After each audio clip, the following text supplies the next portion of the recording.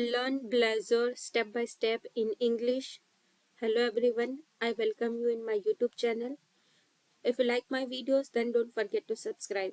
In this video, we are going to learn about how to install Visual Studio 2022, how to create our first Blazor WebAssembly project, get the overview regarding the three project shared, client and server, run our first Blazor applications, and configure it with the hot reload. So to install Visual Studio 2022, you need to visit official website of a Microsoft, move to the tab download.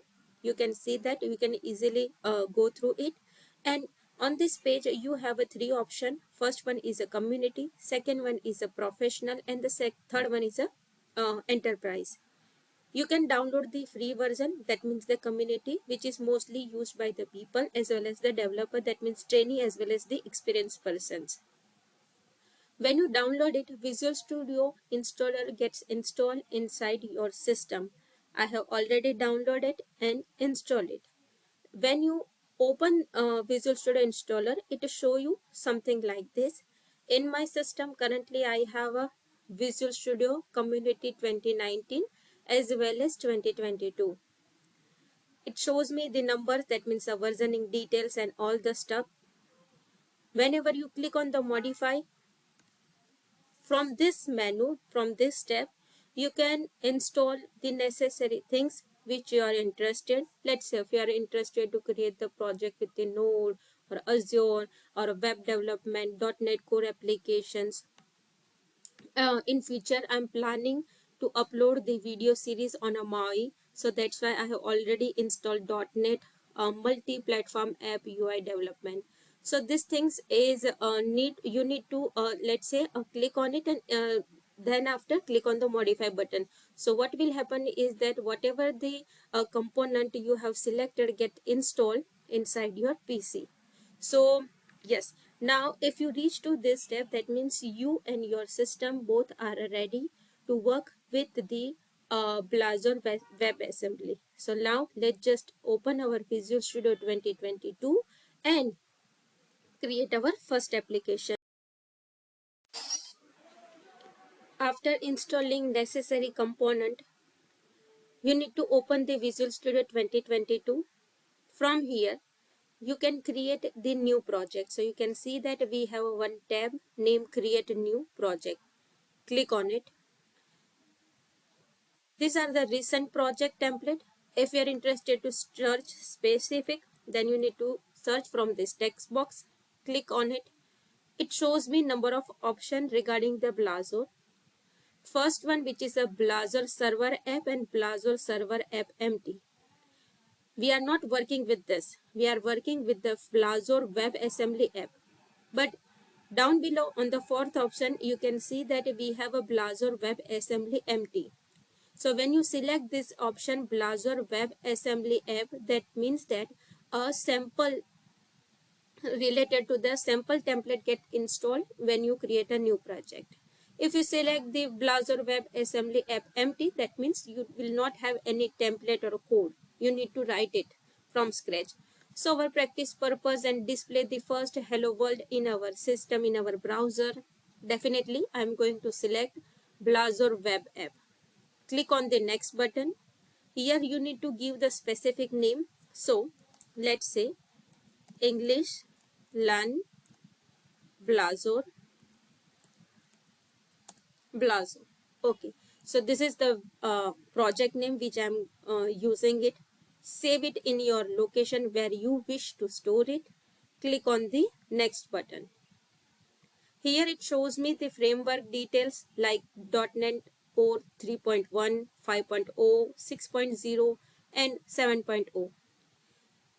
In interview, some of the questions asked regarding LTS and STS and how it works with the Microsoft. Like that means how the Microsoft team work with the LTS and STS things, which I'm going to cover in my C# videos. Let's just keep it as it is, 7.0. In the authentication, just keep it null. Over here, make sure that you have selected this ASP.NET Core hosted checkbox. Why? we'll discuss later. Make sure that you have selected these things. Click on the create button and our Visual Studio will create one project for us. Fine. So here we have a project. Everything is gets ready. Now you can see that in the Solution Explorer, we have a 3 project. First one is a shared project. First one is a client project. Second one is a server project. And the third is a shared. So whatever the models you are create in your shared folder, let's say currently by default this template contains weather forecast class. So whatever the classes or models you're going to create, that means we are going to create in our video series, will uh, create over here inside the shared folder. And whatever the class we have created, we can access it inside our server project as well as inside our client. So this is the functionality of a shared. Now let's just move to app setting of a server and the program.cs file. App setting.json, we have already, if you are working with the .NET Core and the things, you know that we probably save our connection string details and all other stuff inside our app setting.json file. See, in this video I'm just giving you a little bit overview about all the files. Later in a video series we'll go in a depth about each and every page. Then we have a program.cs file. You can see that our startup.cs file has completely gone. We don't see inside our server project, we don't have any startup.cs file. And our program.cs file is simplified. You can see that most of the things are same, but you can see that app use routing, use static files. So the similar things are there, but simplified. Microsoft has a simplified all of the things. So this is the overview about the app setting and program.cs file. By default, just because of the template, you can see that we have a weather forecast controller, and here we have a get method, and with the use of a random we can get the weather forecast details. Fine. Let's just move to the client folder. Inside the client folder, you can see that we have a two important thing. First one is a www root, in which we will store our common CSS and JavaScript and all other stuff. You can see that this is the important file, a common app.cs file, which contain all the CSS details. Bootstrap is by default installed. Then we have a favicon details. So the static file gets stored inside our www root. Then we have a shared folder. Inside the shared folder, you can see that we have a nav menu, a home, a counter, a fetch data. So these are the nav link.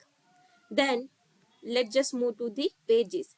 Inside the pages, this is our index.razor page, right? And we have a hello world and welcome to our app.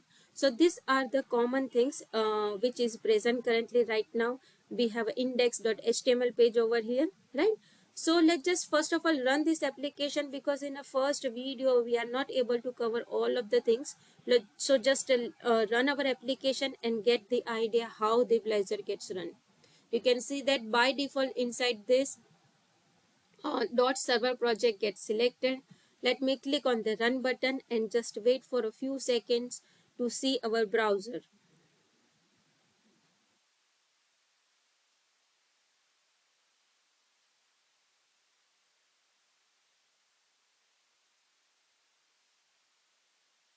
Okay, fine.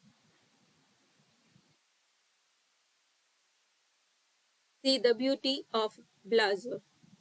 Microsoft has designed it very well. I like the design also. You can see that by default it shows me home, then counter and the fetch data. As you know that both all the things is a template data. That's why template we have by default installed the template. That's why it shows me the records inside the fetch and the counter and the home. Now let's just cover the one of the important point regarding the hot reload. You can see that over here inside the Visual Studio we have a third option. Just find out this and you can see that we have a third option, hot reload on file save. You need to check mark this checkbox. just check mark this checkbox. By default, I have already checked it, so that's why it shows me a correct sign. Make sure that you have checked this checkbox. Now, let's just save some of the content over here inside our Blazor file. Let's say demo of our first video in English, right? Now you can see that currently the page is not saved. Let me open the browser over here. This is the home page which contain hello world details, right? Now let me just save this. See, currently my application is running, right? You can see that currently my application is running. When I click on the Control S and go back to the browser, you can see that immediately it shows me the output, something like Angular, like because I work with the Angular. So what happened that when we work with the controllers, when we press the controllers, immediately the changes get affected on our browser pages. Same way over here, when you change something on a Blazor page, it gets affected and it shows me on your browser page. So make sure that you have selected this checkbox. Now when you create, like, it is not necessary like it will work always. You sometimes you need to refresh it, because I work with the Blazor, and sometimes you need to refresh your browsers if it is not show you the changes. But yeah, it works very well, and I like this functionality as well. Now let me just stop this application. Whenever you create a new controllers and other stuffs, definitely you need to rebuild your application and run it again. But somehow I like this hot reload functionality. So this is the first video of our Blazor learns Blazor step by step series in English. If you like to view these things, the videos in Hindi language, check out the video description and you can get the idea about it. So I just see you in the next video. Thank you very much.